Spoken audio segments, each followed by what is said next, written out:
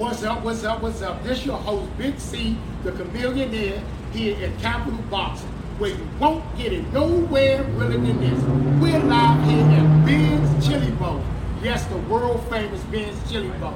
Man, we here at Capital Boxing, we doing a special edition show called The Redemption Story of Clarence Vinson. Woo, yes, Clarence Vinson. Now, for my boxing heads, you know exactly who Clarence Vinson is. But for my casual fans who might not have heard of the name in a while, here's his story. Black front and weighing in at 118 pounds, he is undefeated in 3 professional bouts, 1 win coming by way of knockout. He hails from Washington, D.C. Here is the 2000 U.S. Olympic bronze medalist, Clarence Untouchable Vinson. Well, there it is. The champ is here. Yes, man. Clarence Vinson, man. We want to thank you, first of all, for doing this, man, here at Capital Boxing, where you won't get it nowhere realer than this. Champ, we want to thank you, man, for doing this backstory, letting the people know, man, about your past and things that they might not have heard before, and also letting them know the redemption story and what's next for Clarence Vinson. So without no further ado, let's go inside, man. We got friends and family here. We're going inside Ben's Chili Bowl and chop it up DC style. So without no further ado, here at Capital Boxing, where you won't get it nowhere realer than this. That's right. We're ready to do it, so let's step to it.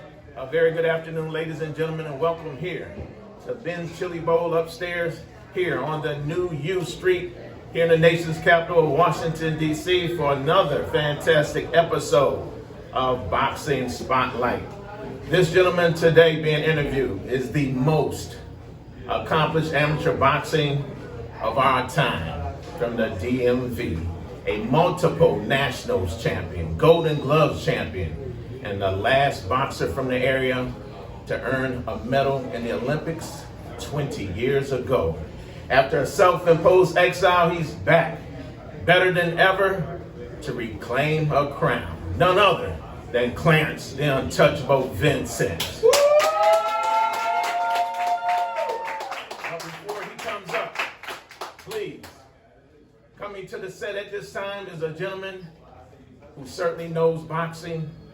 He certainly knows champions, and don't call it a comeback because he's been here before. None other than Capital Boxing owner. He is Big C, the Chameleonaire. What's up? That's what it is. What's up, man? What's up, man? Here at Capital Boxing, I'm your host, Big C, the Chameleonaire, with my man Clarence Vinson. Man, how you, man? Man, I'm good. How are you? Man, coolin', man. And before we get into you, man, I just want to ask you a question, man. What do you think about the state of boxing in today's day? I mean, it's different. Okay. You know, I think it's starting to become a circus. Right. I mean, you know, because now they're allowing guys that never even boxed a day in their life. They're able to come in and make millions of dollars. And you got kids that have been fighting from the younger Olympics, climbing their way up, nationals after nationals, and maybe they don't make the Olympic team, but they're good fighters. Right. So they don't get that big signing bonus like I was fortunate to get and others. So they don't get to see them $1 million, but you got a guy that's just a YouTuber. Jake Paul, I just did a story on that. For you guys that don't know, man, what he's saying, just to piggyback what he's saying, man, that's how the sport is watered down, man. We got guys like YouTube sensation stars making all this money, and guys that came up like you, man, that came up through the amateur ranks, man, is not making the money they need to be made, man. So that's a real true deal there, man.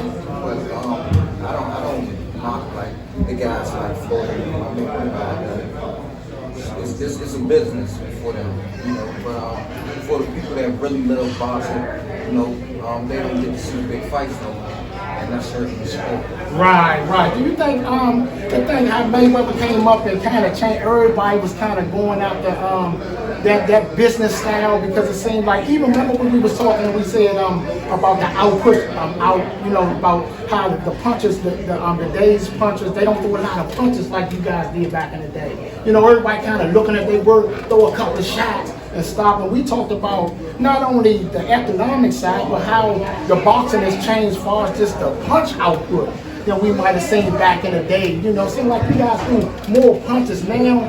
Remember we talked about the training methods. What do you think about that? I mean, I think Floyd hurt the sport and he helped the sport. But let me say this. He hurt the sport because a lot of guys look up to him. And so they look up to him and they chasing that And so a lot of guys try to go to the Olympics. But what they don't know is Floyd went to the Olympics. He actually won the bronze medal. He got the same medal I got. You know what I'm saying? So a lot of guys, they got to work to get what he did, and he actually put in the work. Right. You know what I'm saying? But a lot of guys just think once they do it, that it's supposed to be just like that. But I mean, as far as that, because people really don't have the knowledge. But he helped the sport as well. Okay. He brought a lot of money into the sport. He made sure that a lot of guys, small businessmen. In the lower weight classes get the money because at one point in time, heavyweight was getting it, y'all. You're right. So I mean, he did a lot for the sport, man. Actually, I love the guy. Right. You know what I'm saying? I mean, but like I say, a lot of people be on the outside looking in and they just think that that he didn't put in the work. But he put in the work. Right, man. Shout out to Floyd Mayweather, man. Brady them said one time, man, they was out Vegas, man, on the strip 3 o'clock in the morning. They said they seen Floyd running down the street 3 o'clock in the morning like he was broke, man. So it's like that's the type of work ethic you take, man. But let's get into you, man. Man, I want to know, man, when did you start boxing, and what age did you start boxing, and when did you find out that this is something that you may be good at? Well, I started when I was I was 8 years old, and actually I was too young actually to box, but I was the smallest guy, and I was following my cousins and stuff. And, I was the smallest guy, and everybody, they didn't want me to go because I was so small, but I snuck and I went. Stuck in the gym, huh? I came in and I was a natural. Right. And I liked the sport, and but my mom, she was against me boxing. Yeah, your mom don't want you to get hit. Now I don't hit my baby. So I got my first fight when I was 9, and I was like 55-0 before I lost. Wow. My first amateur fight. Wow, man. Wow, that's good, man. 55-0, man. Yeah, you did the Georgia. I can't lose. I can remember like my first fight, so I started with Ham. Yo, okay, yeah. Shout out to Ham, yeah. So, I was like 60.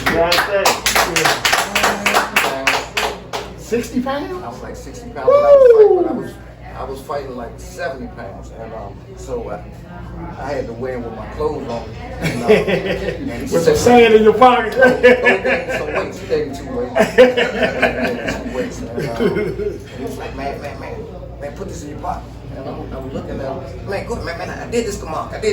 Right. You know what I'm saying? So I got still and I got it over. And I can remember I was so small that I used to go under the bottom rope. Right. And I come in, my shorts and stuff be all big on me. And they used to have so many names for me.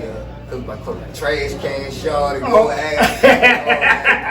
Right. But I was real good.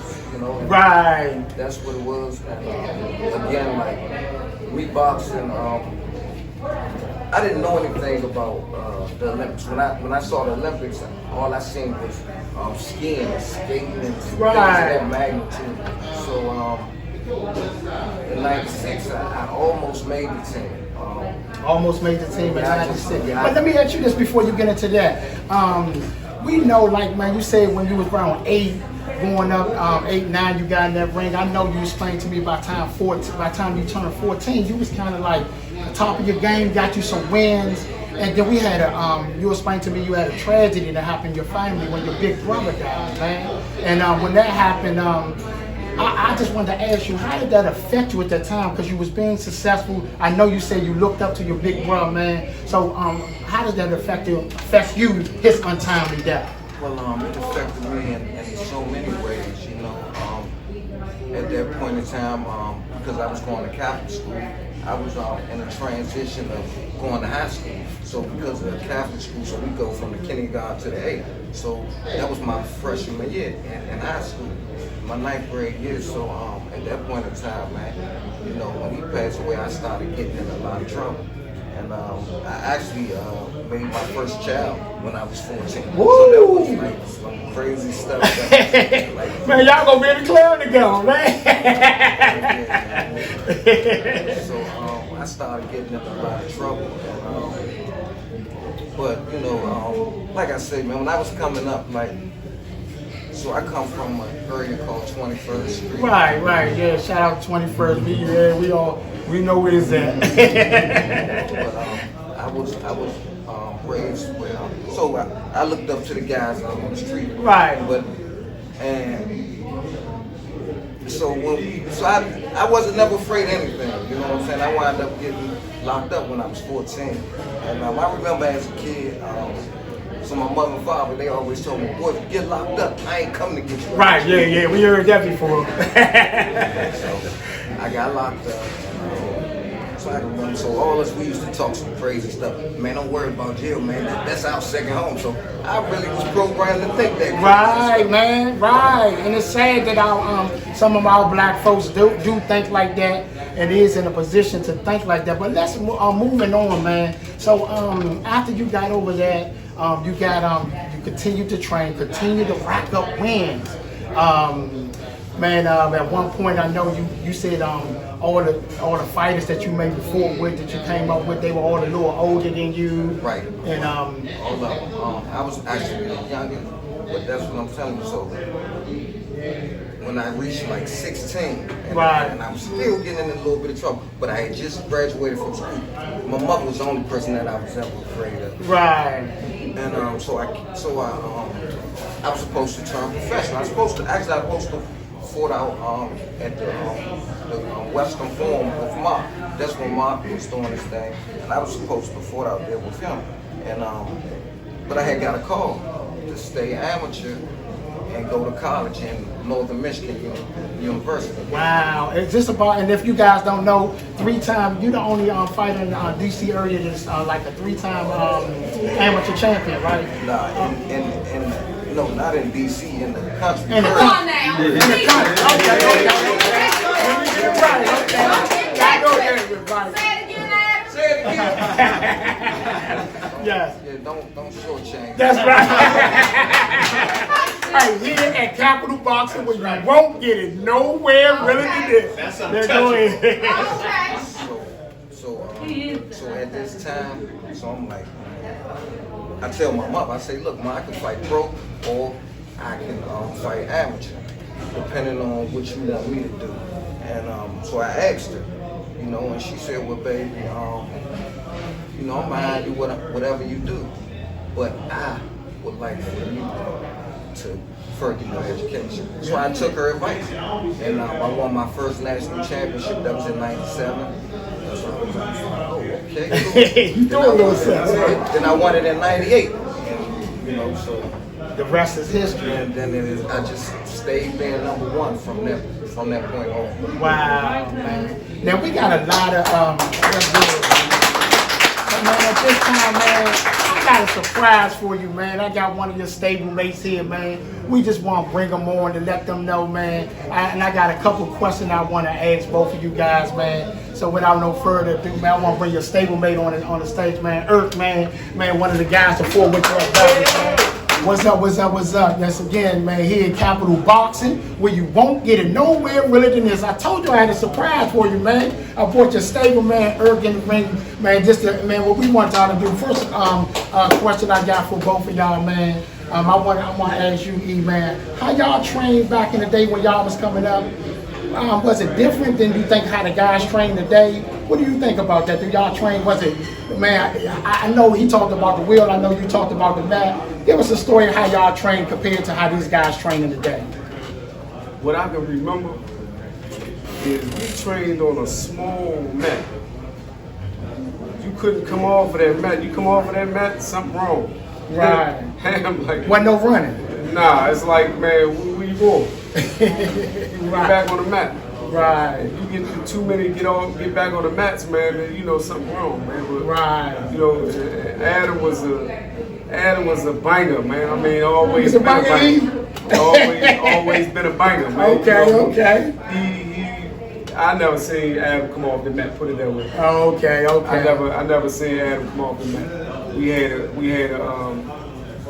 a closet that had a heavy bag in it, and a lot of times we sparred in it. Wow, in the closet? Yeah, in the closet. Good God, man. There's nowhere to run. There's no, you know, it's like. How big was the closet? I say the distance from where he at to where I'm at. Wow, wow. This is, I mean, it's like that was on some. That was on some, you know, get your stuff together type, you know. Right, right. Actually, not to cut you off, the closet was like a punishment. Oh, okay, yeah. I knew he was in the closet there. Yeah. Yeah, definitely, man. We worked, and so we had like 5 different guys out on the ring. I mean, they from smaller to bigger, whatever. But I was always a smaller guy. And you be spawned, and then next thing you know, somebody tap you on the shoulder like that. And you just turn around and got to stop right there. Right, man. That's great stories there, man. Now, one more question I got, man, and I'm gonna actually bring it to you. Now we know, you know, like far as Clarence, man, this story is called the redemption story of Clarence Vinson, man. And we know what we was down with Zeke Gym, and I seen Clarence in there, man. He still looked like he got it. He might got a little inch that might get back in there. Man, what advice would you give your old stablemate, man, if he still got that itch and he might want to do something? Stay humble. Stay humble, man. Stay humble, man, and keep these chumps out your way, man. Okay. I mean, I think, man, I think Adam is a advanced fighter. Okay. I think Adam is an advanced fighter, and I believe, man, that he can make a comeback at any time. So, wow. There you go. My opinion is to stay humble. Stay humble. Stuff gonna come, let it come. Stay right. humble. Man, and with that said, man, hey, E, man, I want to thank you for doing this, man. I just wanted to bring on one of his own stablemates, man, here in Capital Boxing, where you won't get it nowhere than this. Wow, that's what it is, man. That was good, man, with your old stablemate, E, man. That was good stories, man. Good stories, man. Now let's talk about, we know you had, man, a great amateur career, man. Going into the Olympics, man. Wow, if you don't know, man, I think you was the last guy in this area to Olympic in the last 20 years, and I think 10 years before that, if I'm not mistaken. But anyway, man, going into the Olympics, man, you came away with the bronze medal. How did you feel about that? Was you disappointed you didn't get the gold, or was you happy that, man, you was one of the guys, only 3 guys medal, and you was one of them? I was upset. I was actually, I was crushed for real after it was over, because I can remember, I was like, man, did I win the bronze medal or did I lose the gold? You know what I'm saying? That's what I'm really trying to figure out. You know what I'm saying? Because, I mean, I always want to win. You know, and actually my whole amateur career was like 185 and 11. Right. So you know what I'm saying? So I wasn't used to losing anyway. I have lost, and it hurt. You know what I'm saying? I don't like to lose, so yeah, that crushed me when I didn't receive the gold. Right, didn't receive the gold. I hear that. Now turning pro, man. I think you had like 17-2 pro record. Man, everybody around the city, man, we was following you, looking at you, and everything else there. I know you spoke on a time that, and then it seemed like we were seeing you then at one point, it didn't seem like you had a lot of losses or anything else there. It just seemed like you kind of disappeared from the scene. So what happened at that time? I know you spoke one time that you might have fell out of love with boxing. And could you explain to me what was going on at that time and how eventually you got the love back? Well, so if anybody know my career, so I've been pro since 2001. That was my pro debut was, actually my pro debut was on HBO and it was in Madison Square Garden. My pro debut, but wow, pro debut in Madison Square Garden. Boy, you was under the lights early. definitely. But I only fought, I want to say I only probably fought like 4 years of my whole career. Right. You know, So what happened? I mean, you know, so as soon as I came home from the Olympics, my father passed. And, you know, when I was younger, I was able to channel negatives and turn them into positives. You know, so like when I was an amateur, when my brother passed away, I used to keep this obituary with me. wow. And I got his name tattooed on me. This was actually my first tattoo, and I got it in Canada. And I look at him, and when I get tired in the ring, I just look over there and I be Well, like, so get that working, keep that working. man, yeah, I can't give up. I can't Right, give up, right. You know what I'm saying? But then, as I got older, man, you know what I'm saying, and when my father passed away, it hurt. You know what I'm saying? I mean, I still had a maturity, like I could feel the maturity, but it started to really sink in. So again, when my brother passed, I don't want to say I cursed God, but I was like, God, how can you take my brother away from me? Right. But when my father passed, I was like, man, God, I thank you for allowing me to have a man like that in my life, because I could have got anybody for a father. Right, You know what I'm right. saying? So that's where I was at. And so at that point right there, but when my father passed, so it was really hard on me, because not only was it affecting me, but I could see my mother. It was turning my mother down. Wow. So it was things outside of the ring just, I man, couldn't focus. You couldn't focus, okay. I didn't have the same drive, and no matter how hard I trained, because I always train hard, I just didn't have that same drive and that same love, you know what I'm saying? But I wanted to do it because I love the sport. Right. But it was just something that was missing. Right. So, I mean, I've never been a drugger, so I never used drugs, but I'll drink. And at that point in time, man, I was drinking, and I mean, and I think that's what made me drink a little harder, because I mean, I was stressed, you know what I'm saying? Right. I mean, I'm losing all the pillows around me. Right. And then I see my mother, she started to go down, and then she had a stroke. And that really crushed me, because now it's really starting to set in, like, it was me, my brother, my father, and my mother. And when she started getting sick, I said, oh man, this is about to be just me. Right, it's You know gonna what be I'm just saying? me. So reality started to sit in. Right. So then after, man, shout out to you for telling this story, man. Because all times in life, at one point, we might fall down. So my next question is, what happened when you got the love back over the years? Far as you now feeling like you could come back, or you can, did you just want to be back around boxing? Not even come back and necessarily in the ring, but just want to be back around and have that love of boxing again. How did that happen? Well, I'm telling you, it was like a switch on and off. Okay. So I'm telling you, I was coming back a few times. I come back and I went, and then I stopped, and then I come back, I went, and then I stopped. But this time, actually what really made me get the love, and I don't want to offend nobody, the coronavirus, you know, because I know a lot of people lost their lives, but you know, I know it affected a lot of people. But for me, it helped me in a sense, because it allowed me to tap into myself. You know, it allowed me to train, because I started back training. I mean, it wasn't nothing else to do. Well, nothing else to do. That's why I said you gotta reinvent yourself through the coronavirus. I was telling everybody that, I said, man, you gotta, man, this is a time for you to get to know yourself, and then, you know, the whole world had to slow down. But now I'm getting to, man, my last question, and this is what the streets and barbershops were saying about your situation, man. They said, man, you, man, one of the most decorated fighters around. Man, had a better career than a lot of guys throughout the world.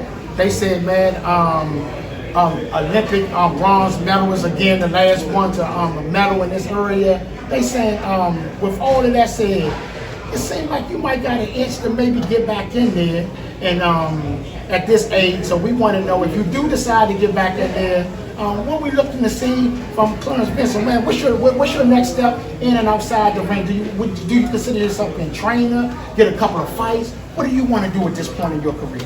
Well, I'm training now, so I'm definitely I should be fighting by the summertime. Yeah, we want, man, yes. And you know. So you gonna get back in there? Yeah. I mean, these guys can't do nothing with me. I only can beat myself.